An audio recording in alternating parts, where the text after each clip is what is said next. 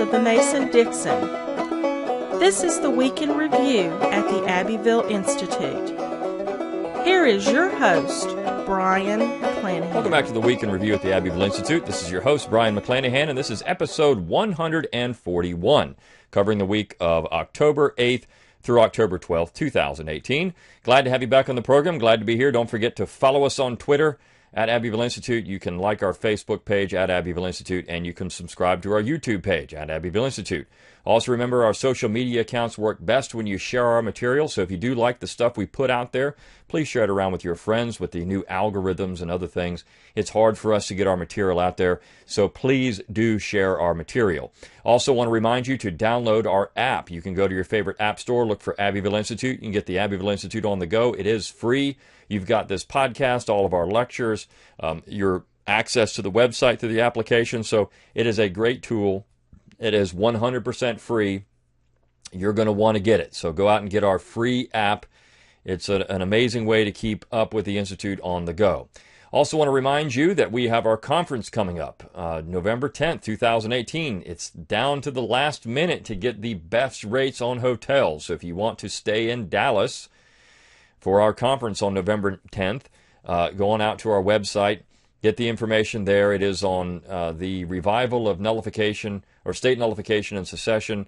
And it's an interesting look. One of these speakers we're going to have is the leader of the Cal Exit Group, and it's a discussion of red and blue states working together for this common goal of agreeable government. And so we see how vitriolic government is. And in fact, next week's material for the website is covering that topic. So I don't want to steal my thunder for that, but make sure you're signing up for this conference. It is going to be a fantastic time. Lots of great speakers. You'll meet a lot of like-minded people. So going out to AbbevilleInstitute.org, middle of the page, you have the section that says you're invited. Sign up for the conference. Time is running out. October 18th is the deadline to get the discounted hotel rates, so you're going to want to do that. And that is coming up next week. This Thursday coming up, so you're going to want to get that before it runs out. All right, all of that said, let's talk about the week in review at the Abbeville Institute. We had some good stuff this week, and it's a couple of different themes. In fact, there's basically three themes that I want to talk about. Two pieces go together twice, and then we have our book reviews on something different. But these are interesting Southern themes, nevertheless. And I want to start with the piece on Monday and the corresponding piece on Wednesday. The piece on Monday written by Paul Yarborough, the piece on Wednesday written by yours truly. And it has to do with the founding generation. Of course, we've seen in the last, month with the Brett Kavanaugh fiasco, and we're going to talk a lot about this again next week, but with the Brett Kavanaugh fiasco and a lot of discussion about the role of the Supreme Court. What kind of role should it have in modern society? Is it supposed to be the final arbiter when it comes to every constitutional question under the sun? And should we want that type of role for the Supreme Court? You know, people got very wrapped up in this debate over Kavanaugh, and you really started seeing clear, battle lines being drawn. Good guys and bad guys, depending on what side you're on. And the reason for that, the disease that creates that symptom, is nationalism. And that's something that the Institute has always been talking about. It's nationalism. And if you go back and look at what the founding generation designed with the Constitution, and not just that, the general government's design, which was a federal republic, you find that the founding generation understood very clearly that there were going to be sharp political divides. And these sharp political divides were going to take place, as they understood it, because of culture. And so what we see in America now are sharply divided lines over culture. Now, you could make a case that Americans in 1788, when the Constitution was ratified, even though that there were sharp cultural divides between culture and sections, that Americans are much more divided today than they were back then. Because at least at that time, everyone was a Christian, for the most part. I mean, they had these fundamental beliefs that came down to Christianity. I mean, they had at core those beliefs. And they were all of primarily, at least the dominant cultures of the British folkways. Now that's all gone. You have half the population doesn't even believe in Christianity anymore. You've got massive numbers of immigrants, of course, bringing in their own cultural flavor. And so the Anglo-American tradition is wearing down in America, and it's creating a very divided electorate. And so the question is, do we want to put all of our eggs in one basket in a central authority that has very little representation? I mean, really, when the left likes to talk about the center as anti-democratic, well, it is, but also part of that is because of the functional design of it, and that you can't have a real representative ratio anymore because we have too many people. So if you have a national government, which is what they all want because they want to press everything from the top down, well, then you create a situation where if you have the current representative ratio, you really don't have any. It doesn't matter if you vote or not. So do we want that kind of government? Now that if you're a conservative, your side's winning, you're just, you kick their butts, it's beat them down. And of course, if the other side's winning, then they're trying to beat down the conservatives. I mean, this is how people look at the national government, and it was never designed to be that way. And so the piece on Monday by Paul Yarbrough gets into this. Should we even really be worried about Brett Kavanaugh? I mean, if we had a real government, the way the founding generation designed it, Brett Kavanaugh would just be somebody on the court. I mean, think about how many times you have a local election for a local judge and nobody really pays much attention. That should actually be the reverse. Everyone should be paying attention to that local judge, and no one should really be paying attention to what happens in the federal city. Because the federal court system was never supposed to be as powerful as it is.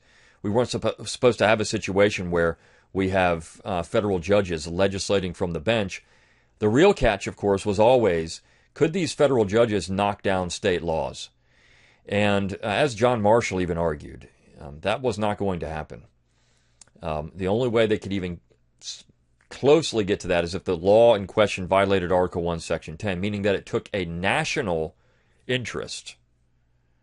The state was taking, like, for example, if it had a standing army, if it was printing paper money. I mean, these are issues that would fall under Article 1, Section 10. Nothing else. Nothing else. And so this is the problem. In fact, the idea that this general government would have a negative over state law would have destroyed the entire Constitution. John Rutledge of South Carolina, and I mentioned John Rutledge in the piece I wrote on Wednesday, said that if there was a federal negative over state law, that alone ought to, quote, damn the Constitution. It ought to damn it. And to a man, North and South, in that period of time, the founding generation did not want a negative over state law. There were some that did. I mean, of course there were some that did, but most of the founding generation, the majority, did not want a federal negative over state law because the states were supposed to handle the internal police and internal affairs, and that basically covered everything that wasn't mentioned in the Constitution, which is very little. The only things that are mentioned in the Constitution essentially are commerce and defense. And so the piece that I wrote on Wednesday, what happens if we had actually listened to the Southern founders? And I'm not talking about the anti-federalists. I'm talking about the friends of the Constitution. Those individuals who sold the document to the states. People like John Rutledge, James I. Rideau, later became a Supreme Court justice, William Richardson Davey, who was instrumental in the formation of the University of North Carolina. What if we listened to these people? Even James Madison. What if we listened to the Southern founders when they started talking about what the Constitution was supposed to do and how far we've come from what they said it's supposed to do? They all argued that the Constitution would not abuse its authority because its powers were limited. They were circumscribed by the document itself. And generally, the people in the South believed it enough to ratify the Constitution. Now, of course, there were the naysayers. There were the Patrick Henrys, who said, "No, I don't think so. This is not going to happen. We're going into a direction that's going to destroy this federal republic." And of course, he was right.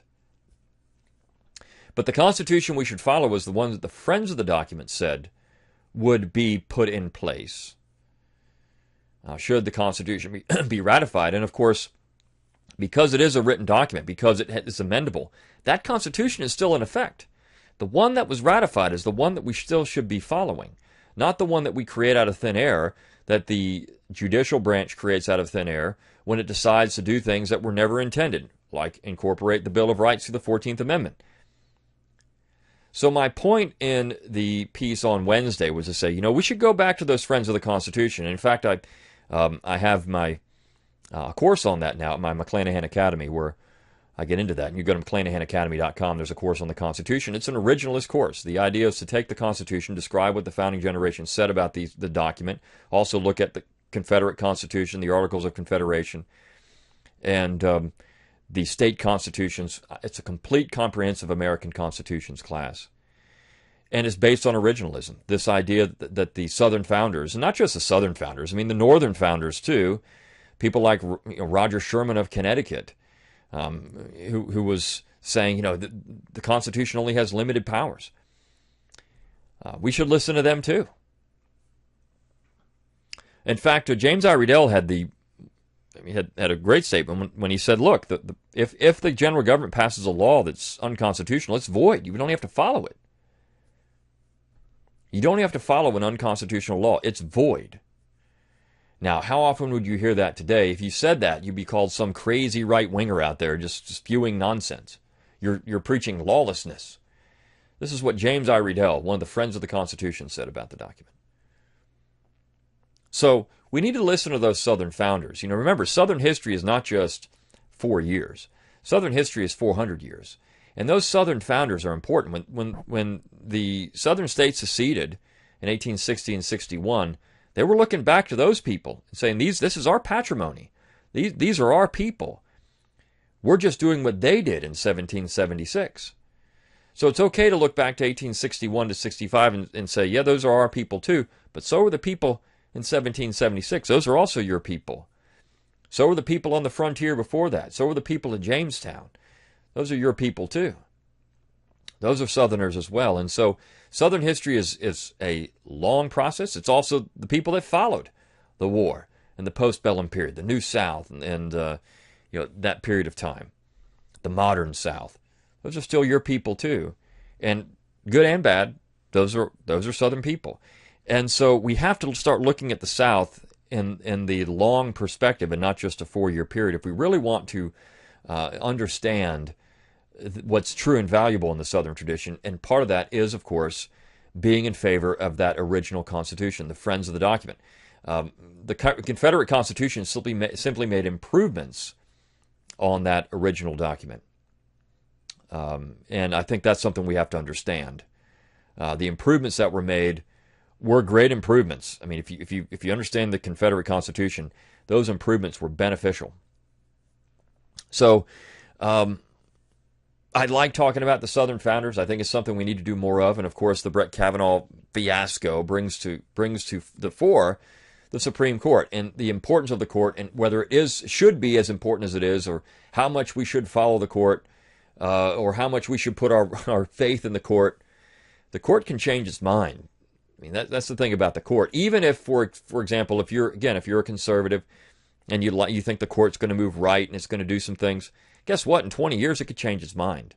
30 years, it could change its mind. It can always do that. So that's why the answer is never the court. The answer is always the states. The answer is always originalism. The answer is always the states defending a real, tangible thing, which is culture. And it doesn't matter whether you're talking North or South. Northerners are starting to rediscover states' rights too. And the fact is, they're saying, "Oops, maybe we shouldn't have abandoned this. Maybe we shouldn't have been, so willing to smack these things down." Because when they controlled the general government, they were fine with smacking down state powers and state authority. But now that they're not in power, they're starting to think, well, maybe we should just secede. Maybe we should nullify. Maybe we should do these things that we've accused the South of doing for years that are illegal, treason. But now lefties are starting to talk about these things, and rightfully so.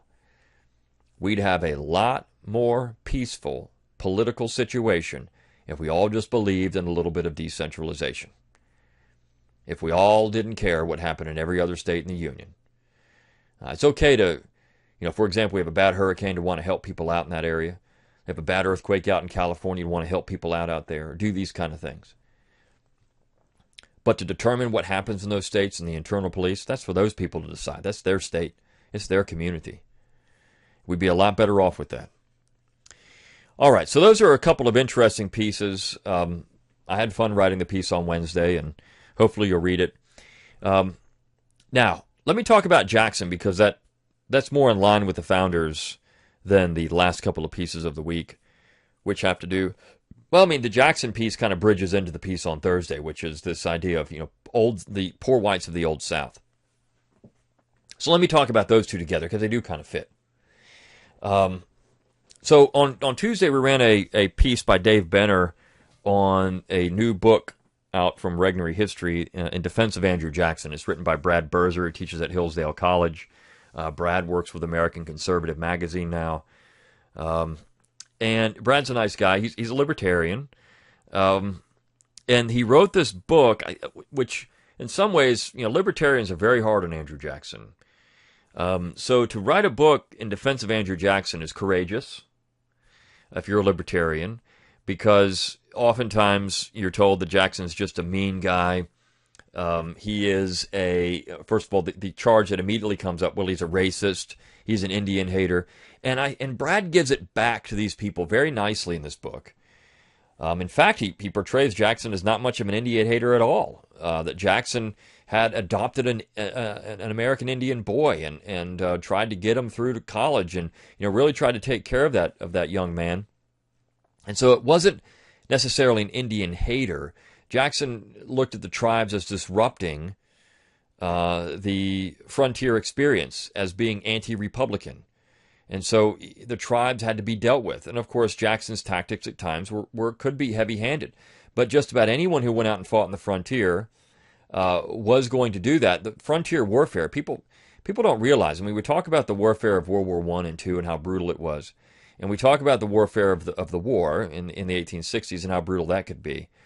We don't often talk about the warfare on the frontier, which was, in my mind, some of the most brutal warfare that Americans ever confronted. We look at what happened in Vietnam and some of the things that happened there, and some of the terrible situations that American soldiers were faced with there. And same thing in the Pacific Theater in World War II. The men on the frontier faced these type of dangers on a regular basis as well. And not just the men, also the women. In 1787, when Arthur St. Clair was defeated on the Pennsylvania frontier, and the tribes there thoroughly routed his army. One of the things that is not often brought up is the fact that the women who followed the camp, there was a large number of camp followers that were women, were completely tortured and executed by these Indians. And that's because St. Clair's men ran from the battlefield. The only people that were left were the women, and the tribes slaughtered these women, horribly abused them before they did. So this is nasty stuff, and even during the American War for Independence, warfare on the frontier was extremely violent. And so this is a violent time. It's a violent time if you're on the frontier, and I think Michael Martin's piece on Thursday, The Poor Whites of the Old South, really gets into that, how violent the frontier actually was. But that violence created a strong Republican streak of independence that Jackson really personified. So I'm very critical of Jackson's presidency, at least in his dealing with the people of South Carolina during the nullification crisis. And Jackson should not get any kind of reprieve for his actions there. Particularly when you look at what South Carolina was saying, that this tariff is unconstitutional, and an unconstitutional law is void. They had an original understanding of the Federal Republic. Jackson, though, wanted to strengthen the power of the executive branch. I mean, he really wants to form the idea that the executive branch is independent, needs to have a strong position. He pushes the force bill. And you could make a constitutional case that Jackson had the authority to do this. You could also make a case that Jackson did not have the authority to do this based on the fact that the people of South Carolina, the legislature and executive, did not call for the introduction of troops into South Carolina, which, of course, is part of Article 4, that you have to have permission from the state to send in the troops. Now, Jackson has to take an oath to enforce the laws. So you had this tariff that needed to be enforced. I mean, you get these very vague and ambiguous areas of the Constitution. So Jackson, I think, did establish the blueprint for Abraham Lincoln in the 1860s. Without question. Of course, Jackson was being influenced by what George Washington did during the Whiskey Rebellion. It's interesting that the three presidents in the 19th century who did the most, or 18th and 19th century, who did the most to strengthen executive police powers were three Southerners: Washington, Jackson, and Lincoln. I mean, Lincoln was born in Kentucky, and he was accurately called a Southerner even in the 1860s. So it's amazing how that works. And the South is not monolithic. You had an ardent nationalist in the South, John Marshall, one of the men most responsible for bringing about this strong national government. John Marshall, a Southerner. Hugo Black, who disastrously came up with incorporation, essentially, is from Alabama. So Southerners are doing a lot to undermine the original Federal Republic as well, and I think that's unfortunate. A lot of that is because of a lack of education on the part of Americans that, we think these things are fine, when in reality they're not. So Jackson was a product of his people and his place. He was a frontiersman, and he is brought up, in fact, I think, in Michael Martin's piece, and how Jackson was well respected because he was such a hard-nosed brawler. I mean, Jackson, if anything else, Jackson was a man that you did not tussle with. I think Brad Berzer does a nice job in showing his consistency and the fact that Jackson was always principled. Now, again, you could make a case that maybe not so much at times, but I'll even go with what Clyde Wilson said about Andrew Jackson at one point. And of course, Clyde, working with the Calhoun papers for a long period of time, had a lot of contact with Jackson's papers and Jackson himself in that way. And he said, Jackson was a great general, but a bad president. And I think that's what really sticks for me with Andrew Jackson. I've written a chapter on Andrew Jackson in my Pig to Real American Heroes, where I did call him an American hero. And I've also written a chapter on Jackson in my 9 Presidents Who Screwed Up America, and I have Jackson there. So it really does depend on which Jackson you're talking about. Are you talking about Jackson pre-president, or are you talking about Jackson during the presidency? There's 2 Jacksons to discuss. Brad says that Jackson is conservative the whole time, and I think there is some semblance of truth to that. Jackson was consistent. Jackson did believe in a Republican system. One of the things that he did not like was a strong standing army. He thought that the militia was necessary and the only military arm needed to defend the United States. That's something you don't often hear about Andrew Jackson. Of course, we all know about the bank bill. He did something very illegal there in withdrawing the deposits from the Bank of the United States illegally, and of course that helped lead to one of the crashes, the Panic of 1837. Jackson's actions with the force bill and the tariff are not to be admired.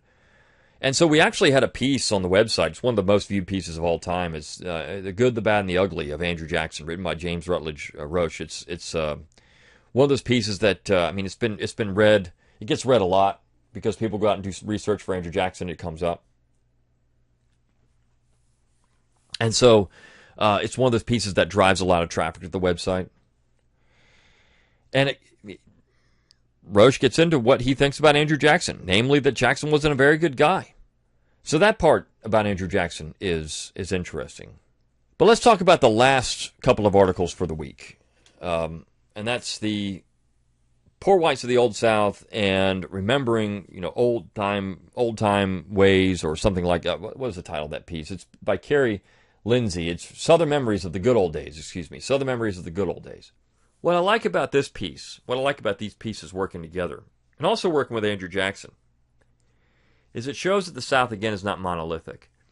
That the South is not just a bunch of moonlight and magnolias. That the South actually had rough-hewn frontier people that were, these people were tough. They were rough around the edges. And you had stories that showed that. For example, A.B. Longstreet's The Fight, which I'm glad that Michael Martin talked about in his book, or in his piece, I should say. That's one of those pieces, and I remember reading it for the first time in graduate school, in fact, in a Clyde Wilson reading seminar. It's one of those pieces that you read it and you say, wow, is that really true? Is this how these people acted on the frontier? And yeah, one of the things I point out to my class all the time is professional wrestling it's kind of based on this very, kind of Celtic frontiersman society. in that you have the manager who represents the wrestler, and they talk a lot of trash, and then the wrestlers do that. And this is exactly what would happen in the fight scenario. And so the fight shows how brutal this society could actually be. But at the end of the day, these people just, clapped, shook hands, and went back to living their lives. The piece on Friday, Southern Memories of the Good Old Days, the thing I like about this particular piece, works well with Michael Martin. I like the piece works well with Andrew Jackson, because those things can go together. Now, one of the things that we get out of this discussion of poor whites and Southern whites, and you look at the way they're demonized, and you look at the way they're described, the question is, how do they fit into Southern culture? If Southern culture to many people is just moonlight and magnolias, how do these people, these poor people, these forgotten people think about the South? Well, many of them still identify with the South, and they still admire the South, even though they're in this forgotten kind of, outcast people. In fact, I often see, some of the people that are the most pro-Southern are people that don't have anything. They're people that you would think that why would these people be proud of being from the South? But as Michael Martin points out, it was that pride, that individualism, that stubborn pride that you find in these frontier people. And you could say that this was not just in the South, it was also in places like the frontier of Pennsylvania or the frontier of New York. You would still have that. Read James Fenimore Cooper, you get that idea. But certainly in the South, you had that, as these people had nothing. They slept on a dirt floor. Read David Hackett Fisher and how he describes the Celtic peoples on the frontier and the violence and the things that would really turn your stomach. There were some awful things. But it was that stubborn pride that they were Republican. They were America. And these are the people that are called deplorables now. And there's so much a part of what the South was. Again, not a monolithic South, but a very important part in that piece by Carrie Lindsay in getting into all the different parts of being grown up on a farm, and it was hard. It's hard work, but yet it's still something that resonates with him. He was on a vacation. He saw some sugar, and he found out, or some syrup, and he found out it was actually made out of the United States. But it brought him back to those cane cutting days and those sausage stuffing days on the farm, and how much he really enjoyed that. How much he enjoyed growing up on that farm and growing up poor. And one thing you can say that, and the Kennedys have done a nice job with this, the Kennedy brothers, and of course Philip Lee and his Southern Reconstruction, the Kennedy brothers and Punished with Poverty, is that the South did pay penance for that war. They had to pay reparations. They were punished with the poverty of the post-war period. And a lot of them, never recovered. And the South was always the economic colony of the North, even when Southerners were trying to adapt and have some type of economy that was very much more in line with what they had in the North. It was never the same. They had their own views on labor and other things, but the South was still the economic colony of the North, and perhaps it always was. The last question, you get out of this is, and something we'll talk about a little bit next week too in a piece on agrarianism, is, does agrarianism create culture? When you start getting the push for this much more northern-styled economy, what that does to Southern culture. Now you have places where you used to have farms. You've got banking and insurance industries as dominant. And so you have much more mobility among people. You start getting less and less of an inclination to be from a place. That job can take you anywhere. And you're not really from anywhere. You adopt kind of this mainstream American culture. And I think that's something that we try to do with this particular podcast and with the Institute, is try to keep people focused on the fact, again, that 400-year Southern history. Southern history is rich. Southern culture is rich. And being from somewhere is very important. It's something that we often forget in this view of a monolithic American culture. But being from somewhere is important. Where you're from says as much about who you are as how much money you make. Somebody can make a lot of money, but if they're from somewhere, they're still going to act like they're from that place. And so, the dislocation that we have. There was a study done not long ago about people moving kids around and how they really needed to be grounded somewhere to try to keep, it helps them develop better. They're from a place. They're not just people of the world, so to speak, because then they just kind of absorb whatever culture they get. But when you're from a place and from a people, that means something. So I like these pieces that we had on Thursday and Friday for that particular reason. And of course, they work well with Andrew Jackson, and Jackson was who he was because where he's from. He was from the frontier. And of course, that idea of Southern history is bigger. You can attach 20th century Southern history, post-war history with the Old South and the poor whites there. And of course, Jackson can help bridge those. And you have this, you have modern Southern history being brought up again because of the Southern founders and how the Southern founding looked at the Constitution, Supreme Court, and these type of things. So all of this works together. You can't get around it. It's 400 years of history, and it's just so rich, and it's something that we should constantly try to be reminded of. And I hope that you get that out of this podcast. Until next time, good day.